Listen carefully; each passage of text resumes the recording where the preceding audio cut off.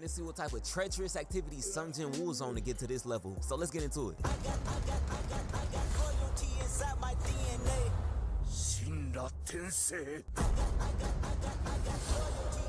Up to this dungeon raid, and off rip, everybody just glazing, bro. He walked through the front gate and all eyes was on him. Like everybody was trying to say what's up and dap him up. Hey, what up, slime? Hey, it's not my guy Jin Woo. Hey, what's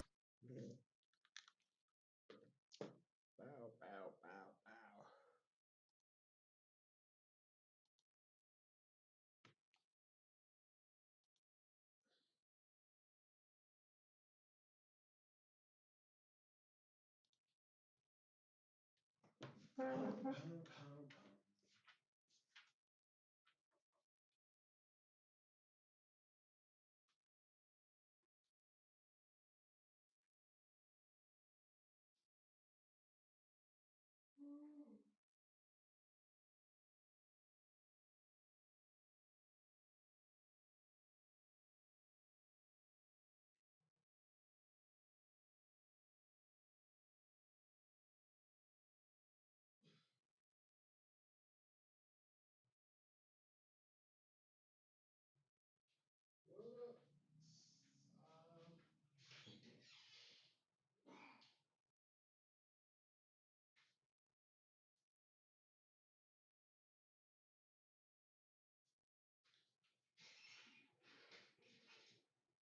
Yo, Saifu.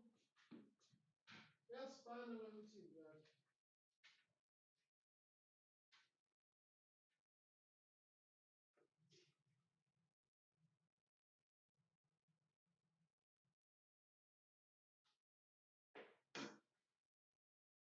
Pow, pow, pow, pow. Who did it?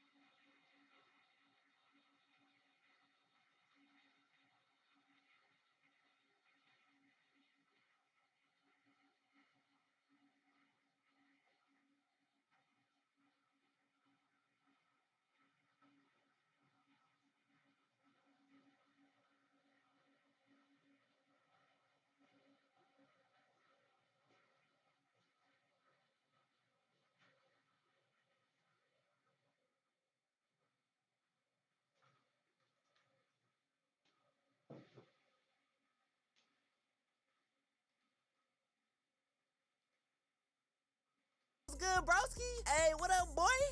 So you sitting there thinking like, oh yeah, Jin Woo gotta be a dog. He's street certified. Everybody named Mama throwing respect on his name.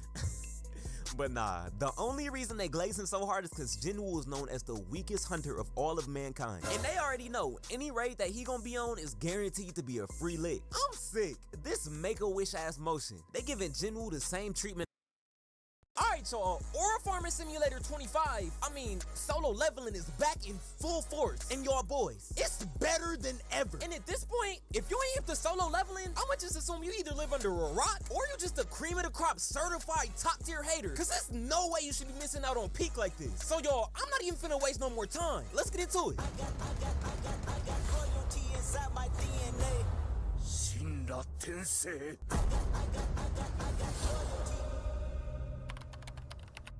Alright, so the season starts off with our boys, Sung Jin Woo, comfy and cozy in bed, catching Z's until he gets a call from Gina.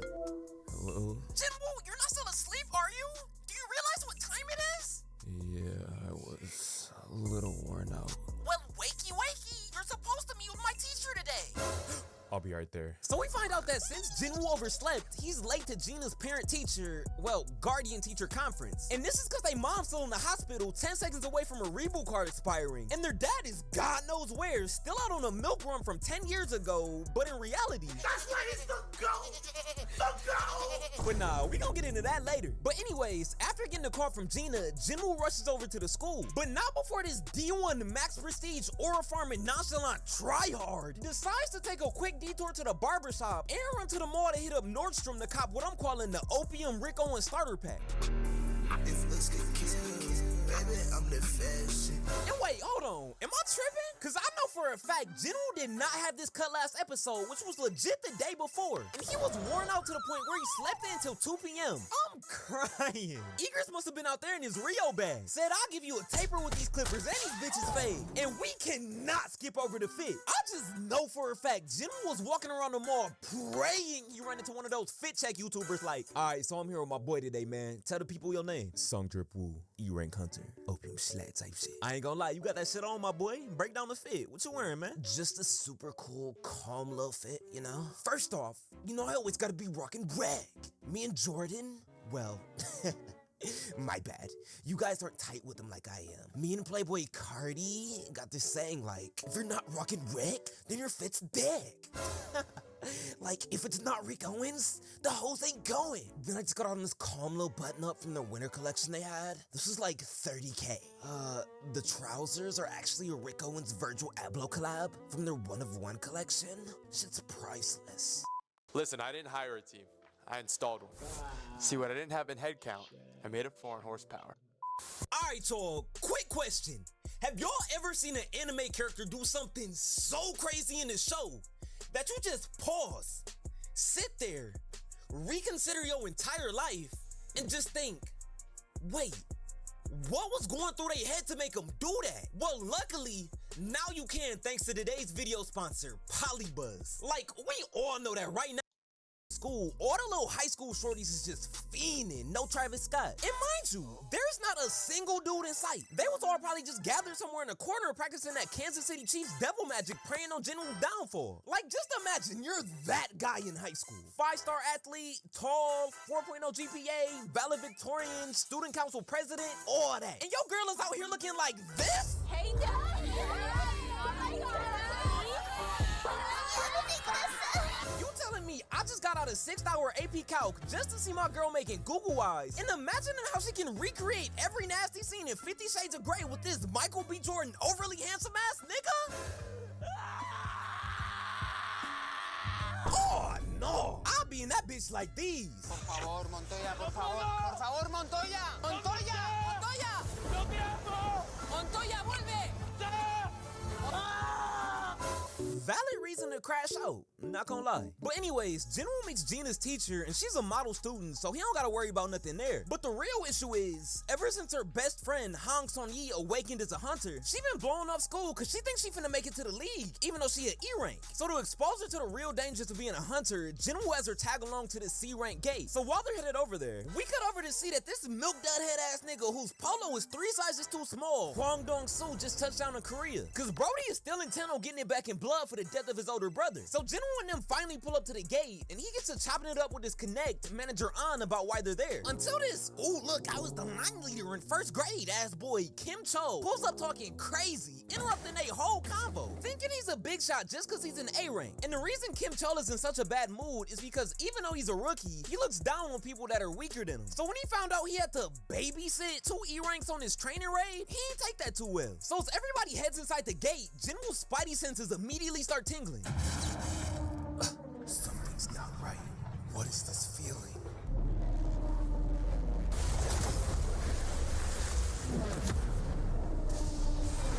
And Jinwoo was right, because out of nowhere, the portal just starts tweaking, going ballistic. No, hurry! Jinwoo grabs Song Yi, trying to get her out of there as soon as possible, but it's already too late. What they originally thought was just a C-rank gate had already turned into a red gate. So this little practice mission just turned from a casual stroll in the park on a Sunday afternoon to a treacherous walk through O-Block at 8 p.m. And not like that little stunt Tekashi 6ix9ine tried to pull. I'm crying. Bro really got caught in 4K. This nigga really had the nerve to wait till all his ops went night-night, tucked in bed at 3 a.m. to start acting hard. Embarrassing. But anyways, right before the red gate fully closed, Jinwoo was able to yell out to manager An about contacting the primary strike team. Cause he already knows shit done just got more serious than the explosive diarrhea you get from eating a Popeye's Cajun turkey for Thanksgiving. So we come back over to Jinwoo and the gang to see they've been teleported to this frozen forest. And everybody's panicking cause this is a red gate. And these type of gates are significantly more dangerous than they initially appear. Because not only do they hide their actual power levels until the hunters go through, but they completely isolate anybody on the inside of the gate from the outside world. Once you win that motherfucker, you in there. And reinforcements are non-existent because the barrier on the outside of the gate is so strong that not even S-rank hunters can break into it. So the only way to get out is by either defeating the boss or hoping you can survive long enough for a dungeon break so you can get reinforcements from the real world. And icing on the cake, these red gates operate like hyperbolic time chambers. 1 day inside of a red gate is equal to 1 hour in the real world. So Jen was explaining to Shorty how dangerous of a situation they're in. And the whole time, her ass is looking more shocked than me when I heard about the Luka Doncic Lakers trade. Then all of a sudden, hey bro, watch your jet. Watch your jet, bro. Watch your jet. the ops legit wasted no time. Dog right here turned into Chris Kyle off American Sniper and put one to his dome with a quick. And now he got some holes in his top. Got this random NPC looking like an Air Force One. But wait, hold on. It was 2 shots. Where'd the other one go? Oh my god, bruh. They ain't even been in this dungeon for 2 minutes, and this nigga is already aura farming. Nah, this is actually hilarious, cause just like Kevin Durant doing jumpers in the club, that shit was completely unnecessary. Jinwoo could have easily stepped in front of Song Yi and deflected the arrow, but instead, not only does this man turn into Captain Save-A-Hole, cradling her and making old girl instantly fall in love, but after catching it, this man Jinwoo holds the pose like he finna get flicked up for some IG pics or something. Like, bro! So the gang looks up in the trees, and they see that they just got pulled up on by some ice elves. They're high up in the trees, where most people wouldn't notice them. They intentionally targeted our weakest links, which would have included me 2 months ago. Then this goofy ass elf looks directly at Jinwoo, and out of all the emotes he had in his Fortnite inventory, bro decides to hit the cutthroat emote. And little did he know, from this moment right here, his fate was sealed. Bastard. So the elves dip out, and this is when Captain Cornball over here declares himself as the group leader and just starts yelling. So everybody's just looking at him like, do you have a plan, and can you tell us what it is? I'd run it as good as it can be run. So just a yes or no, you still do not have a plan? I have concepts of a plan. I'm crying. Not only does this nigga not have a plan, but bro must have the IQ of a McNugget, cause this is the masterful scheme he used all 11 of his brain cells to cook up. Kim Cho says that they're gonna split up into 2 groups, saying that doing so would increase their chances of survival. Cap. Then just deboed all of the higher rank hunters in the squad to his group. So essentially, this man was just leaving all the weaker hunters to die. But Shorty right here, the B rank healer, you the real MVP, cause you know ball, my baby. She for sure a D1 scout. She saw Jinwoo catch that arrow earlier and instantly knew this man was a 5-star recruit. So everybody splits into their groups, with Captain Cornball leading his band of meat riders into the forest. And as they get deeper in the forest, they notice hella trees are marked with claw marks, meaning these boys is smack dab in the middle of ice bear territory. That E-Rank's little squad is gonna die faster than I thought. Yeah, boss, they're totally cooked. Hang on, they've got a C-Rank and a B-Rank healer on their team. Why'd I say the E-Rank squad like he leads them? And kids, Kim Cho learned a valuable lesson that day. Aura will always outweigh ranking. But before he can even think it over anymore, the gang gets pulled up on by 3 ice bears, and these boys out here looking diesel as hell. And this one in the middle right here is easily 12 feet, 950 pounds of pure muscle. Like, bro, what is you doing? You out here playing with the wrong bears. Caleb Williams needs a new O-line, gang. Get your ass to tryouts. So the ice bear wastes no time and speed blitzes Kim Cho. But bro immediately stood on business and countered with this God of War perfect parry, fracturing the bear's claw in 18 different places. And I ain't even gonna hold you, twin. It's not a manicure in the world that could fix that hack job. But he ain't even gonna have to worry about all that, cause Captain Cornball Swiss cheese his ass, making bro twins with Ghost/Joe. And bruh, just look at the other NPCs in the back. Not even 10 seconds ago, they was talking crazy. But as soon as they got pulled up on, they ain't want no smoke. Was just out there standing completely frozen, looking like me whenever I try talking to baddies in public. So while Kim Cho's team is out there fighting for their lives, Jinwoo and the gang got together so they could all go. Since they're in the middle of the ice cold tundra. Jinwoo opens the item shop to cop each member in the squad matching all brown mock tear puffers. So of course, after seeing such high class summoning magic, the other 3 members in Jinwoo's squad are just like, Who the fuck are you? and Jinwoo was just like, Don't worry about it. Don't worry about it, sweetheart. and tells them that he's the reason they're gonna make it out of here, so don't ask no questions and don't make any demands. But anyways, before they can continue their conversation, an